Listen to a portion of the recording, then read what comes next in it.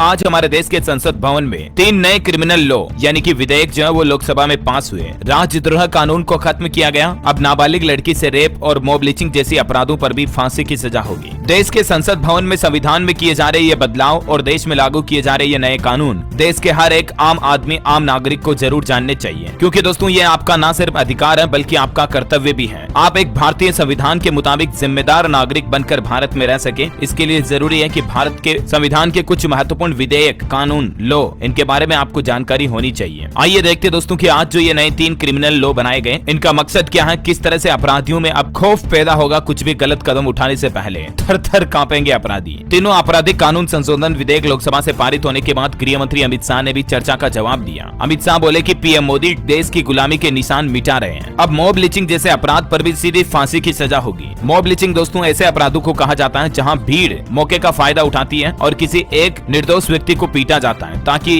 भीड़ पीट रही है पूरी, किसी एक व्यक्ति का तो नाम आएगा नहीं। कई बार ऐसी घटनाएं जानबूझकर की जाती हैं, कई बार ऐसी घटनाएं गलतफहमी की वजह से होती हैं। तो भीड़ के द्वारा एक व्यक्ति को, किसी एक मानव पर अत्याचार करना, मारना, पीटना, ये मॉब लिंचिंग की घटना होती है और ऐसे अपराधों पर भी अब सीधी फांसी की सजा होगी। 3 नए क्रिमिनल लॉ बिल बहुत ही महत्वपूर्ण बिल हैं। देखिए जरा इनमें क्या क्या बदलाव किए गए हैं। करंट अफेयर्स के हिसाब से भी इंपॉर्टेंट है। अगर आप एक स्टूडेंट विद्यार्थी हैं तो जरूर इस जानकारी को समझिएगा और देश के आम नागरिक हैं तो भी आपकी जिम्मेदारी है। पहला कानून था 1860 में बना इंडियन पीनल कोड, उसकी जगह अब भारतीय न्याय संहिता 2023 कानून लागू होगा। दूसरा कानून था 1898 में बना CRPC, उसकी जगह अब भारतीय नागरिक सुरक्षा संहिता कानून लागू होगा। तीसरा कानून था 1872 में बना इंडियन एविडेंस कोड, सबूतों से संबंधित यह कानून था, उसकी जगह अब भारतीय साक्ष्य संहिता 2023 ये नया कानून होगा। तो इस तरह से भारतीय न्याय संहिता के अंतर्गत लोकसभा में आपराधिक कानून से जुड़े ये तीनों बिल पास हो चुके हैं और वो भी इस समय, ऐसे समय बिल पारित हुए हैं जब संसद से 143 सांसद निलंबित हैं। ऐसे समय में तीनों कानूनों का लोकसभा से पारित होना वाकई में हैरानी की बात तो है ही। ये IPC और CRPC क्या जो पुराने कानून थे, भारतीय दंड संहिता और कोड ऑफ क्रिमिनल प्रोसीजर, ये इसके बारे में डिटेल तो आप देख ही सकते हैं। अब जरा समझिए कि ये जो नए कानून लागू किए हैं, इन तीनों कानूनों की जगह पर इन 3 विधेयकों से क्या क्या बदलाव होगा। कई धाराएं और प्रावधान बदल जाएंगे। IPC में अभी टोटल 511 धाराएं हैं, अब 356 ही बचेगी। 175 धाराएं बदलेगी, 8 नई जोड़ी जाएगी, 22 धाराएं खत्म होगी। इसी तरह से CRPC कानून में जो अभी 533 धाराएं हैं, अब सिर्फ 160 धाराएं बचेगी। 9 नई जुड़ेगी, 9 खत्म होगी। पूछताछ से ट्रायल तक